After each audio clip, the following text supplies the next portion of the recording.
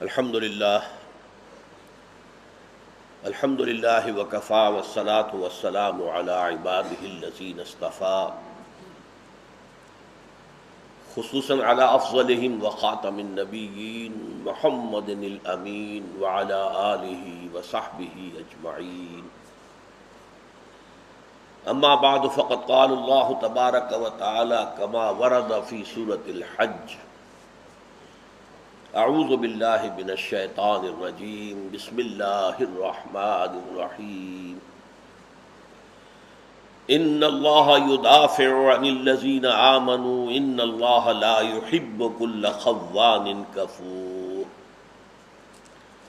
اذن للذین یقاتلون بانہم ظلموا وان اللہ علی نصرہم لقدیر الذين اخرجوا من ديارهم بغير حق الا ان يقولوا ربنا الله ولولا دفع الله الناس بعضهم ببعض لهدمت صوامع وبيع وصلوات ومساجد يذكر فيها اسم الله كثيرا ولينصرن الله من ينصره ان الله لقوي عزيز الذين إن مكناهم في الأرض أقاموا الصلاة وآتوا الزكاة وأمروا بالمعروف ونهوا عن المنكر ولله عاقبة الأمور صدق الله العظيم رب اشرح لي صدري ويسر لي أمري واحلل عقدة من لساني يفقهوا قولي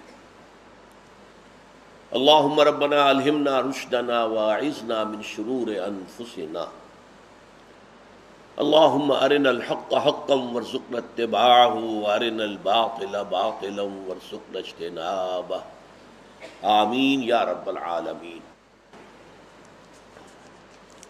یہ تو ہر شخص جانتا ہے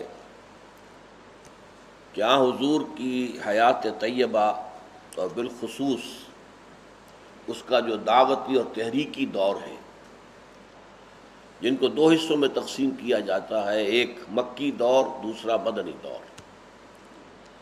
ان دونوں ادوار کے درمیان سب سے نمایاں فرق یہ ہے کہ مکی دور میں تشدد کا جواب تشدد سے نہیں تھا، پیسو ریزسٹنس جسے ہم کہتے ہیں کہ اپنے موقف سے پیچھے نہ ہٹو، قدم نہ ہٹاؤ، لیکن جو بھی پرسیکیوشن ہو، وربل ہو، فزیکل ہو، مارا جائے، تمہارے ٹکڑے کر دیے جائیں، تمہیں زندہ جلا دیا جائے، برداشت کرو۔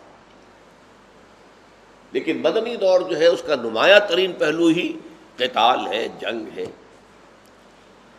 عام طور پر خیال یہ ہے کہ جنگوں کا سلسلہ غزوہ بدر سے شروع ہوا ہے، پھر غزوہ احد ہے، چھوٹے چھوٹے غزوات بیچ میں اور بہت ہوئے، بڑے غزوات جو شمار ہوتے ہیں، غزوہ بدر ہے، غزوہ احد ہے، غزوہ خندق ہے، وغیرہ وغیرہ۔ اس ضمن میں سب سے پہلی بحث تو ہمیں یہ کرنی ہے کہ یہ جو ایک مناہی تھی کہ تمہاری طرف سے کوئی جوابی کارروائی نہیں ہونے چاہیے، تو اس نے قتال، جنگ کی اجازت کب آئی؟ اور یہاں پر یہ بھی نوٹ کر لیجئے کہ اذن قتال اور حکم قتال میں فرق ہے۔ اذن قتال کا مطلب ہے اب جنگ کی اجازت ہے، حکم قتال کا مطلب ہے اب جنگ کرنے کا حکم ہے، تو ان دونوں میں بڑا فرق ہے۔ اس پر تقریباً اجماع ہے کہ اذن قتال یعنی قتال کی اجازت جو وارد ہوئی ہے وہ سورہ حج کی ان آیات میں ہے جو میں نے ابھی آپ کو پڑھ کر سنائی ہے۔ یہ آیات نمبر 38 تا 41 ہے، 4 آیات۔ ان کے ایک تو زمانہ نزول کے بارے میں بڑا اختلاف ہے، اور ایک یہ ہے کہ ان میں جو مرکزی لفظ ہے یقاتلون یا یقاتلون، اس کی 2 قراتیں ہمارے ہاں مستند ہیں۔ یقاتلون بھی جو ہم پڑھتے ہیں، یہ ہماری قرات ہے امام قاسم کی بروایت حفص، اس میں یہ ہے یقاتلون، لیکن بعض دوسرے ائمہ قرات کے نزدیک یہ یقاتلون ہے، تے کے زیر کے ساتھ۔ اور یہ اس روایت میں جو ہم پڑھ رہے ہیں اوزنا ہے، دوسری روایت میں ازنا ہے۔ اوزنا مجہول کا صیغہ، اجازت دی گئی۔ ازنا معروف کا صیغہ، اجازت دے دی، اللہ نے اجازت دے دی۔ بہرحال میں ابھی چاہتا ہوں کہ اس کے فرق سے جو نتائج نکلتے ہیں وہ آپ سمجھ لیں۔ پہلی بات تو میں نے بارہا آپ سے کہی ہے کہ سورہ حج جو ہے اس معاملے میں ایک مختلف فی صورت ہے کہ آیا یہ مکی ہے یا مدنی ہے۔ اس کی بعض آیات ایسی ہیں کہ جو اس کا مدنی ہونا ثابت کرتی ہیں، کیونکہ ان کا مکی دور میں کوئی مناسبت محسوس نہیں ہوتی کہ مکی دور میں وہ نازل ہوتی۔ ان میں سے ہم دو آیتیں پہلے بھی پڑھ چکے ہیں جو سورہ حج کے آخر میں یا ایھا الذین آمنوا ارکعوا واسجدوا واعبدوا ربکم وافعلوا الخیر لعلکم تفلحون وجاہدوا فی اللہ حق جہادہ۔ ان آیات کا انداز یا ایھا الذین آمنوا کا صیغہ خطاب یہ مدنی صورتوں کا ہے، مکی کا نہیں ہے۔ اسی طرح یہ آیات جو ہیں ان میں بھی بڑی شدید جو ہے ایک بحث موجود ہے کہ ان کا زمانہ نزول کیا ہے، اور یہ کہ یہ اذن قتال کب آیا ہے۔ پہلی آیت تو اس میں ہے عمومی، ان اللہ یدافع عن الذین آمنوا، یقیناً اللہ تعالیٰ دفاع فرمائے گا، مدافعت کرے گا اہل ایمان کی جانب سے۔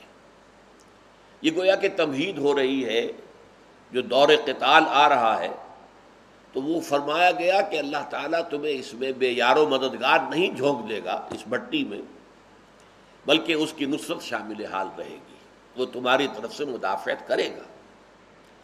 ان اللہ یدافع عن الذین آمنوا ان اللہ لا یحب کل خوان کفور، یقیناً اللہ کو بالکل پسند نہیں ہے خیانت کرنے والے اور ناشکرے۔ یہ اشارہ ہے مشرکین مکہ کی طرف۔ ان کی سب سے بڑی خیانت کیا تھی کہ وہ بیت اللہ جو ان کے جد امجد ابراہیم نے اپنے بیٹے اسماعیل کے ساتھ مل کر تعمیر کیا تھا، وہ تو توحید کے مرکز کے طور پر ربنا لیقیموا الصلاۃ، ہم اس لیے بنا رہے ہیں، اور انہوں نے اس میں عظیم خیانت کی کہ اسے بتکدہ بنا کے رکھ دیا۔ دنیا کے بتکدوں میں پہلا وہ گھر خدا کا، ہم اس کے پاسباں ہیں، وہ پاسباں ہمارا۔ کہتے ہیں کہ 360 بت رکھے ہوئے تھے، بتوں کا سب سے بڑا اجتماع۔ تو یہ خیانت اور کفور ہونا ان کا اس بات سے ثابت ہوا کہ قرآن مجید کے نزول جو کہ ان کے لیے بہت بڑی نعمت تھی، نعمت ہدایت، اس کا انہوں نے بجائے شکر کرنے کے اور بجائے اس سے استفادہ کرنے کے اس کا انکار کیا، اس کو رد کیا، گویا کہ کفران نعمت کے مرتکب ہوئے۔ تو گویا کہ اب تک بھی اگر اے مسلمانوں تمہیں روکا گیا تھا تو اس وجہ سے نہیں کہ اللہ کو کفار پسند ہیں، نہیں، یہ ایک حکمت تھی۔ اس میں یہ حکمت بھی تھی کہ تم آزمائشوں کی بٹیوں میں سے گزر کر پختہ ہو جاؤ۔ کچی اینٹوں میں کتنی جان ہوتی ہے، وہی کچی اینٹیں جو ہیں بھٹے میں جلا کر پختہ کر دی جائیں تو اب ان میں طاقت کچھ اور ہے۔ تو خاک میں مل اور آگ میں جل، جب خشت بنے، اینٹ بنے، جب خشت بنے تب کام چلے۔ ان خام دلوں کے عنصر پر بنیاد نہ رکھ، تعمیر نہ کر۔ ایک حکمت یہ بھی تھی کہ تم پر جبر اور تشدد ہوتے دیکھ کر اور یہ معلوم کر کے کہ تمہارا کوئی جرم نہیں ہے، کوئی اخلاقی جرم نہیں ہے، چوری نہیں کی، کچھ نہیں کیا، تو تمہاری طرف ہمدردیاں جو ہیں عوام کی، سائلنٹ میجورٹی کی ہمدردیاں تمہاری طرف ہو جائیں گی۔ یہ اسباب تھے۔ تیسرا سبب یہ بھی تھا تمہارے اندر سمع و طاعت کی عادت پڑ جائے گی کہ جوابی کارروائی میں کر سکتا ہوں لیکن اجازت نہیں ہے، حضور کی اجازت نہیں ہے۔ اب اس سے بڑا جو ہے ڈسپلن کا معاملہ کیا ہو سکتا ہے کہ چاہے مجھے دہکتے ہوئے انگاروں پر لٹا دیا گیا ہے لیکن میں جوابی کارروائی نہیں کر سکتا۔ اجازت ہو تو ایک دو کو مار کر ماروں گا نا، یوں تو نہیں آدمی مر جاتا، ایک دو کو مارے گا جب ڈیسپریٹ ہو جاتا ہے انسان۔ تو یہ حکمتیں تھیں اس میں کہ تمہارے ہاتھ روکے گئے تھے۔ اب جو تمہارے ہاتھ کھولے جا رہے ہیں تو تمہیں ایک پہلی جو خوشخبری دی جا رہی ہے وہ یہ ہے کہ اب اللہ کی نصرت بھی تمہاری شامل حال ہوگی۔ ان اللہ یدافع، مدافعت باب مفعلہ، دفع کرنا، آپ اس کو دفع کر رہے ہیں، وہ آپ کو دفع کر رہا ہے۔ اللہ تعالیٰ دفع کرے گا اور تمہاری جانب سے مدافعت کرے گا اہل ایمان کی جانب سے۔ یقیناً اللہ پسند نہیں کرتا ہے ان خائنین کو، یہ جو مشرکین، یہ جو قریش کے سردار قابض ہو کر بیٹھ گئے ہیں بیت اللہ پر اور اس کے متولی بن کر بیٹھ گئے، اللہ کو ہرگز پسند نہیں ہے جو کفران نعمت کرنے والے ہیں۔ اس کے بعد فرمایا اذن للذین یقاتلون، اجازت دی گئی ان کو جن پر قتال ٹھونس دیا گیا۔ یقاتلون یہ مفعول کا صیغہ ہے، مجہول کا صیغہ ہے، لیکن اسی کی قرأت کیا ہے؟ اذن للذین یقاتلون، اللہ نے اجازت دی ہے ان کو جو قتال کر رہے ہیں۔ گویا کہ بالفعل قتال شروع ہونے کے بعد اللہ تعالیٰ کی طرف سے توثیق کی جا رہی ہے کہ یہ قتال جو ہے یہ اللہ کی اجازت سے ہے۔ یہ دو مفہوم سمجھ لیجئے۔ اذن للذین یقاتلون، اجازت دے دی گئی ان کو جن پر جنگ ٹھوس دی گئی ہے، اور اللہ نے اجازت دے دی انہیں جو جنگ کر رہے ہیں۔ یہ دو ترجمے ہو جائیں گے۔ اب یہاں پہ دیکھیے جو کمال ہے قرآن کا، کہ جو یہ لکھنے کا انداز ہے، اگر یہ کسی اور انداز میں لکھا جاتا تو شاید یہ دو نتیجے نہ نکل سکتے۔ اذنا اوزینا، صرف فرق یہ ہے کہ الف پر پیش ہے یا زیر ہے، اور ابتدائی جو قرآن کی کتابت تھی اس میں زیر پیش نہیں تھے۔ یہ تو حجاج ابن یوسف کے زمانے میں جب بڑی تعداد میں جو اجنبی لوگ، جو عجمی لوگ تھے وہ ایمان لے آئے تھے، اب وہ عربی سے واقف نہیں تھے۔ جو عربی عرب تھے وہ جانتے تھے کہ یہاں کیا ہے کیا نہیں ہے، جیسے کہ شاید آپ میں سے بہت سو کو معلوم ہو، لیکن جوانوں کو کیا معلوم۔ جو اصل منشی ہوتے تھے، جن کا خط پختہ ہوتا تھا، وہ نقطے وقتے نہیں لگاتے تھے، بلکہ یہ سمجھتے تھے کہ اگر نقطے لگا کر خط کسی کو بھیجا تو وہ جو مکتوب الیہ ہے وہ سمجھے گا میری توہین کی گئی ہے کہ میں بغیر ان نقطوں کے سمجھ نہیں سکتا کہ یہاں کیا تھا۔ یہ گویا کہ توہین تھی مکتوب الیہ کی، جسے مکتوب بھیجا گیا، کوئی نقطے نہیں۔ پرانا جو ایک پختہ انداز تحریر ہوتا تھا، اور منشی کہلاتے تھے وہ لوگ، انشاء کرنے والے، انشاء پرداز۔ تو ان کے لیے اسی طریقے سے قرآن مجید میں بھی حجاج ابن یوسف کے زمانے تک نہ زیر زبر تھے، نہ یہ آیات کے نشان تھے، کچھ بھی نہیں تھا، نہ تشدید، کچھ بھی نہیں، نہ نقطے۔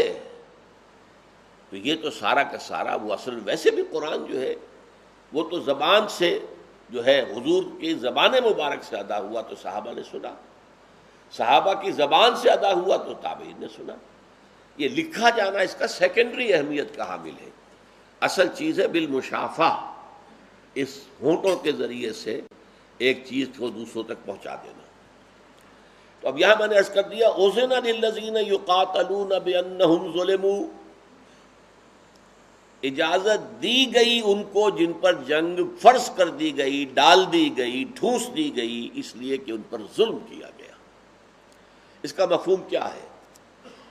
اگرچہ قریش کی طرف سے ابھی جنگ کا آغاز تو نہیں ہوا ہے، لیکن ان کا یہ فعل الذین اخرجوا من دیارہم بغیر حق الا ان یقولوا ربنا اللہ، صرف اس جرم میں انہوں نے لوگوں کو گھر چھوڑنے پر، مکہ ترک کرنے پر، ہجرت کرنے پر مجبور کر دیا، بغیر کسی حق کے، بغیر اس کے کہ انہوں نے کوئی جرم کیا ہو، لیکن یہ کہ انہوں نے ان کو ہجرت پر مجبور کیا۔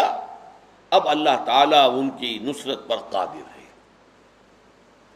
الذین اخرجوا من دیارہم بغیر حق الا یقولوا ربنا اللہ۔ تو گویا کہ یہ فعل جو تھا کہ مسلمانوں کو اتنا ستایا گیا، اتنا ستایا گیا، اتنا ستایا گیا کہ وہ اپنا گھر بار چھوڑ کر اور مکے سے نقل مکانی کر کے مدینے میں جانے پر مجبور ہو گئے، یہ فعل گویا کہ ان پر جنگ مسلط کر دینے کے مترادف ہے۔ اور اب مسلمانوں کو اجازت دی جا رہی ہے کہ وہ جوابی جنگ بھی کر سکتے ہیں۔ اذن للذین یقاتلون بانہم ظلموا، اس لیے کہ ان پر ظلم کیا گیا. وَإِنَّ اللَّهَ عَلَىٰ نَصْرِهِمْ لَقَدِيرٌ، اور اللہ ان کی نصرت پر قادر ہے، ان کی مدد کرے گا. الَّذِينَ أُخْرِجُوا مِن دِيَارِهِمْ بِغَيْرِ حَقٍّ، وہ لوگ جو نکال دیے گئے اپنے گھروں سے ناحق. إِلَّا يَقُولُوا رَبُّنَا اللَّهُ، اس کے سوا ان کا کوئی جرم نہیں تھا کہ انہوں نے کہا کہ ہمارا رب اللہ ہے. وَلَوْلَا دَفْعُ اللَّهِ النَّاسَ بَعْضَهُم بِبَعْضٍ لَهُدِّمَتْ صَوَامِعُ وَبِيَعٌ وَصَلَوَاتٌ وَمَسَاجِدُ يُذْكَرُ فِيهَا اسْمُ اللَّهِ كَثِيرًا. اب یہ قرآن مجید کا جو فلسفہ تاریخ ہے اس کے حوالے سے بڑی اہم آیت ہے یہ، اور یہ مضمون کے اعتبار سے جیسے کہ میں نے کہا ہے کہ اہم آیات دو مقامات پر ضرور آتی ہیں، تو یہ سورہ بقرہ میں بھی آئی ہے. کیا معنی ہے؟ اگر اللہ تعالی کچھ لوگوں کو کچھ دوسرے لوگوں کے ذریعے سے دفع نہ کر دیتا تو تمام صومعے اور گرجے جو ہیں وہ بھی منہدم کر دیے جاتے، اور خانقاہیں ختم ہو جاتی، اور سینیگوگ یہودیوں کے ختم کر دیے جاتے، اور مسجدیں بھی ختم کر دی جاتی کہ جس میں اللہ تعالیٰ کا نام کثرت سے لیا جاتا ہے. یعنی ایک معاشرہ جب فاسد ہو جاتا ہے، اس فاسد معاشرے کو جب تک ختم نہ کیا جائے تو فساد تو بڑھتا چلا جائے گا. جیسے آپ جانتے ہیں کہ گینگرین ہو گیا بازو میں، تو گینگرین یہاں ہوا ہے، بازو یہاں سے کاٹتے ہیں، مبادا یہ پورے جسم کو متاثر کرتے ہیں، اس کا زہر پھیل جائے تو جان بچنی چاہیے، ہاتھ جاتا ہے تو جائے. گینگرین اگر پیر میں ہوا ہے تو پوری ٹانگ کاٹ دیتے ہیں، کہ اس لیے کہ اس سے اگر پورا جسم بچ سکتا ہو سوائے ٹانگ کے تو ٹانگ کی قربانی دی جائے. اسی طرح جب کوئی معاشرہ فاسد ہو گیا، اس میں گند ہے، فسق ہے، فجور ہے، ظلم ہے، استبداد ہے، تو پھر اللہ تعالیٰ کسی قوم کے ذریعے سے ان کو شکست دلواتا ہے، ان کے اوپر عذاب لاتا ہے، انہیں ختم کر دیتا ہے. جیسے کہ آپ نے دیکھا ہوگا باغوں میں، لانز میں یہ پتے گرے ہوئے ہیں، یہ تنکے پڑے ہوئے ہیں، تو کیا کرتے؟ جھاڑو دے کر گھاس پر سے وہ پتے اور وہ تنکے ان کے جلا ایک جگہ کر کے ڈھیر بھی آگ لگا دیتے ہیں، ورنہ یہ تو خراب کر رہے ہیں، اس باغ کے یا اس باغیچے کا حسن خراب ہو رہا ہے، یہ پتے سوکھے پڑے ہوئے ہیں. اسی طریقے سے جو تمدن فاسد ہو جائے، جو قوم ثابت کر دے کہ اب اس میں خیر کا کوئی عنصر نہیں ہے، پھر اسے کوڑے کرکٹ کی طرح جلا دیا جاتا ہے، اور اس کے لیے اللہ تعالیٰ اپنی کسی اور قوم کو استعمال کرتا ہے. ضروری نہیں ہے کہ وہ قوم مسلمان ہو، چاہے وہ قوم بھی غیر مسلم ہے، لیکن اتنی فاسد نہیں، اتنی گری ہوئی نہیں ہوتی، ان کے ذریعے سے اس تمدن کا خاتمہ کرنا. اگر نہ کیا گیا ہوتا تو گویا کہ خدا پرستی کا دنیا سے خاتمہ ہو جاتا. اور خدا پرستی ہی کے لیے ایک زمانے میں گرجے بنتے تھے، صومعے بنتے تھے، خانقاہیں بنتی تھی تو خدا پرستی کے لیے. سینیگوگز یہودیوں کے بنتے تھے، سلوتا کہتے ہیں، سلوتا سینیگوگ، اور مسجدیں یہ سب کے سب ختم ہو جاتی، فنا ہو جاتی، اللہ کا نام لینے والا کوئی نہ بچتا. یہ ہے مفہوم. تو اللہ تعالیٰ وقتاً فوقتاً اپنی زمین کی صفائی کرتا رہتا ہے. یہی بات آئی ہے سورہ بقرہ میں، آیت نمبر 251، وَلَوْلَا دَفْعُ اللَّهِ النَّاسَ بَعْضَهُم بِبَعْضٍ لَفَسَدَتِ الْأَرْضُ وَلَٰكِنَّ اللَّهَ ذُو فَضْلٍ عَلَى الْعَالَمِينَ. اگر اللہ وقتاً فوقتاً ایک قوم کو دوسری قوم کے ذریعے سے ہلاک نہ کر دیتا تو زمین میں فساد پیدا ہو جاتا. لیکن اللہ تعالیٰ تو زمین والوں پر، جہان والوں پر بڑا رحمت والا ہے، فضل والا ہے. یعنی ان قوموں کا ہلاک ہو جانا بحیثیت مجموعی نوع انسانی کے لیے رحمت ہے. وہی جو میں نے آپ کو گینگرین کی مثال دی ہے کہ اگر ہاتھ میں گینگرین ہے تو بازو کاٹ دو، ورنہ موت یقینی ہے. پاؤں میں گینگرین ہے تو پاؤں کاٹ دو، پوری ٹانگ کاٹ دو، ورنہ پورا جسم ہلاک ہو جائے. فرمایا وَلَوْلَا دَفْعُ اللَّهِ النَّاسَ بَعْضَهُم بِبَعْضٍ لَهُدِّمَتْ صَوَامِعُ وَبِيَعٌ وَصَلَوَاتٌ وَمَسَاجِدُ يُذْكَرُ فِيهَا اسْمُ اللَّهِ كَثِيرًا. اب اس کے بعد ٹکڑا بہت اہم آ رہا ہے، اور اس میں آپ دیکھیں گے کہ وہی صیغہ ہے جو سورہ عنکبوت میں بار بار آیا فَلَيَعْلَمَنَّ اللَّهُ الَّذِينَ آمَنُوا وَلَيَعْلَمَنَّ الْمُنَافِقِينَ وَلَيَعْلَمَنَّ اللَّهُ الَّذِينَ صَدَقُوا وَلَيَعْلَمَنَّ الْكَاذِبِينَ وَالَّذِينَ جَاهَدُوا فِينَا لَنَهْدِيَنَّهُمْ سُبُلَنَا لَنَجْزِيَنَّهُمْ، ہم لازماً بدلہ دیں گے. یہ جو صیغہ انتہائی تاکید کا، وَلَيَنْصُرَنَّ اللَّهُ مَن يَنْصُرُهُ، لازماً اللہ مدد کرے گا بغیر کسی شک و شبہ کے ان لوگوں کی جو اس کی مدد کرتے ہیں. یہ باہمی مدد ہے. تم اللہ کے دین کی مدد کرو، اللہ کے خلاف بغاوت جو دنیا میں ہے اس کو فروغ کرو، اس کے لیے اپنی جانیں دو، اپنی وفاداری کا ثبوت دو. بغاوت کو ختم کرنے کے لیے کسی بادشاہ کے خلاف بغاوت ہو جائے تو اب رعایا میں سے جو لوگ خاموش بیٹھے رہیں گے وہ باغیوں کے ساتھی شمار ہوں گے. اصل وفادار وہ ہوں گے جو کھڑے ہو جائیں اور باغیوں کو ختم کرنے کے لیے اپنا تن من دھن لگا دیں. تو جب لوگ ایسا کریں گے تو اللہ پر لازم ہو جائے گا، واقعی حق ہے ان کا کہ ان کی اللہ مدد کرے. وَلَيَنْصُرَنَّ اللَّهُ مَن يَنْصُرُهُ، اور لازماً اللہ مدد کرے گا ان کی کہ جو اس کی مدد کرتے ہیں. ان اللہ لقوی عزیز، یقیناً اللہ تعالی قوت والا ہے، عزیز ہے، زبردست ہے.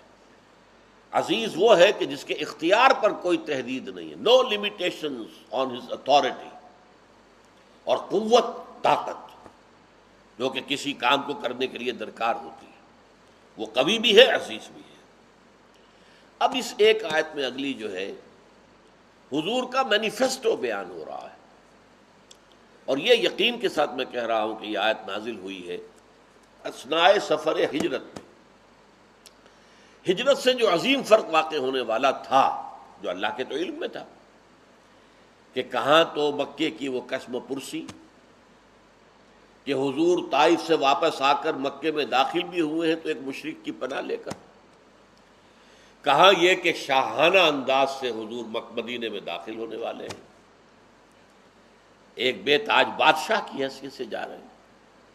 کہاں مکے والے جو ہے وہ پیچھے لگے ہوئے تلاش کرنے کے لیے، پکڑنے کے لیے، زندہ یا مردہ جو لے آئے محمد کو 100 اونٹ ملیں گے اسے، اور لوگ لالچ کے اندر کتوں کی طریقے سے ادھر ادھر دوڑ رہے ہیں، بھاگ رہے ہیں، کہیں سے ہمیں محمد ہاتھ لگ جائے صلی اللہ علیہ وسلم تو پھر ہمارے وارے نیارے ہو جائیں. کہاں یہ کہ وہاں استقبال کی تیاریاں ہو رہی ہیں، کئی دن سے لوگ آ کر بیٹھے ہوئے مدینے کے باہر، کب آئیں حضور، کب پہنچے حضور، کب آئیں حضور. پھر شام کو مایوس ہو کر لوٹ جاتے تھے. تو یہ جو کنٹراسٹ ہے، وہاں سے جان بچا کر نکلنا مشکل تھا. 3 دن غار ثور کے اندر روپوش رہے، یہاں استقبال ہوا ہے اور شادیانے بجے ہیں، بچیوں نے گانا بھی گایا ہے، چھوٹی چھوٹی بچیوں نے دف کے ساتھ طلع البدر علینا، طلع البدر علینا، ہم پر چاند طلوع ہو گیا ہے، قد وجب الشکر علینا، ہم پر اللہ کا شکر واجب ہو گیا کہ اللہ کا رسول ہمارے ہاں آ گیا. بڑے بڑے جو ان کے سردار تھے ایمان لا چکے تھے. عبداللہ ابن ابی جو ہے، چاہے وہ اسلام نہیں لایا تھا، وہ غزوہ بدر کے بعد ایمان لایا ہے، لیکن سپورٹ کر رہا تھا بظاہر. تو اس نے کہا تھا کہ محمد صلی اللہ علیہ وسلم مدینے میں سب سے بڑا اور اعلیٰ مکان میرا ہے، میرے مکان میں آ کر ٹھہریے. حضور نے فرمایا کہ یہ اللہ کا فیصلہ ہے، یہ اللہ کی اونٹنی ہے، جہاں یہ ٹھہرے گی وہیں ٹھہروں گا. اس لیے کہ اس میں بہت بڑی بات تھی کہ اگر وہ اپنی حیثیت بنا لیتا حضور کے میزبان کی حیثیت سے تو اس سے وہ غلط فائدے اٹھاتا. بہرحال یہ آیت جو ہے اثناء سفر ہجرت میں، تو یہ گویا کہ مینیفیسٹو ہے. الذین ان مکناہم فی الارض، وہ لوگ کہ اگر ہم ان زمین میں انہیں تمکن عطا کر دیں، غلبہ عطا کر دیں، حکومت عطا کر دیں، اختیار عطا کر دیں. الذین ان مکناہم فی الارض، جیسے کہ آپ کہتے ہیں پارٹی مینیفیسٹو ہے، اگر ہماری حکومت بنی تو یہ کریں گے، یہ کریں گے، یہ کریں گے، یہ کریں گے، یہ مینیفیسٹو ہوتا ہے. اگر محمد کی حکومت بن گئی صلی اللہ علیہ وسلم تو کیا کریں گے؟ الذین ان مکناہم فی الارض اقاموا الصلاۃ وآتوا الزکاۃ، پہلے تو نماز قائم کریں گے، یہی وجہ ہے کہ 3 دن اگر قبا میں قیام کیا تو وہاں بھی مسجد کی بنیاد رکھ دی، مسجد قبا، لمسجد اسس علی التقوی من اول یوم۔ مدینے پہنچ کر پہلا کام جو کیا ہے وہ مسجد کی تعمیر ہے، نماز کا نظام قائم ہو جائے، 5 وقتہ نماز۔ تو وہ لوگ نماز قائم کریں گے، وآتوا الزکاۃ، زکوٰۃ ادا کریں گے تاکہ غریبوں کی دستگیری ہو، امیروں کے مال میں سے لی جائے گی، غریبوں کو دی جائے گی، یؤخذ من اغنیائہم ویرد الی فقرائہم، تاکہ معاشرے کے اندر کوئی شخص بھی بھوکا نہ رہے، کوئی بھی ایسا مفلوق الحال نہ ہو، کوئی بھی رات کو بھوکا نہ سوئے۔ یہ نظام قائم کرنا ہے، کفالت عامہ کا نظام۔ ایک چیز کا تعلق اللہ سے، نماز، پہلا کام نماز قائم کرنا۔ الذین ان مکناہم فی الارض اقاموا الصلاۃ۔ نمبر 2، انسانوں کے اندر اعتدال، عدل، اور ان کے اندر ایک ایسا منصفانہ معاشی نظام پیدا کرنا کہ کوئی بھوکا نہ رہے، ہر ایک کی بنیادی ضروریات کی کفالت ہو جائے۔ الذین ان مکناہم فی الارض اقاموا الصلاۃ وآتوا الزکاۃ وامروا بالمعروف ونہوا عن المنکر۔ پھر ہر معروف کا وہ حکم دیں گے، کرو یہ کام۔ اب تو اختیار کے ساتھ ہوگا، اتھارٹی کے ساتھ ہوگا، اب حکومت کے درجے میں ہو رہی ہے، لہذا اب جو ہے معروف کو نافذ کیا جائے گا۔ پہلے تو یہ ہے کہ آپ کا اختیار کوئی نہیں ہے، آپ بھی اس وقت نہی عن المنکر اور امر بالمعروف کے مکلف ہیں، لیکن سب سے پہلا تو آپ کا دائرہ ہوگا آپ کا گھر۔ اپنے اہل و عیال کو حکم دیجیے، اس لیے کہ وہاں آپ کو ایک اختیار حاصل۔ باقی لوگوں کو تو آپ مشورہ دے سکتے ہیں نا، بھائی یہ کام کرو، یہ کام نہ کرو، لیکن اسلامی حکومت میں وہ پھر اتھارٹی کے ساتھ ہوتا ہے۔ وَأَمَرُوا بِالْمَعْرُوفِ وَنَهَوْا عَنِ الْمُنكَرِ، منکر کا استئصال کر دیا جائے گا، اسے قوت کے ساتھ ختم کیا جائے گا۔ وَلِلَّهِ عَاقِبَةُ الْأُمُورِ، اور بالآخر تمام معاملات کا انجام وہ اللہ تعالی ہی کے ہاتھ میں ہے۔ عاقبت، عقب، پیچھے آنے والی شے، پیچھے ایک کام آپ نے کیا، اس کا پیچھے جو نتیجہ نکلنے والا ہے، تمہارے تمام اعمال کے جو نتائج نکلنے والے ہیں وہ اللہ کے اختیار میں۔ تو یہ ہیں وہ آیات جن کے ذریعے سے ایک رائے تو یہ ہے کہ یہ وہی اثناء سفر ہجرت میں نازل ہوئی ہے، اذن للذین یقاتلون بانہم ظلموا۔ ایک رائے یہ ہے، وہ میں بعد میں آپ کو بتاؤں گا، کہ سریہ نخلہ کے اندر جو واقعہ ہو گیا تھا اس کو کنٹرول کرنے کے لیے اللہ تعالیٰ نے یہ آیت نازل کی ہے۔ یہ سمجھیے تقریباً ہجرت کے 6 ماہ بعد، لیکن اس پر میں گفتگو بعد میں کروں گا۔ اقول قولی ھذا واستغفر اللہ لی ولکم ولسائر المسلمین والمسلمات۔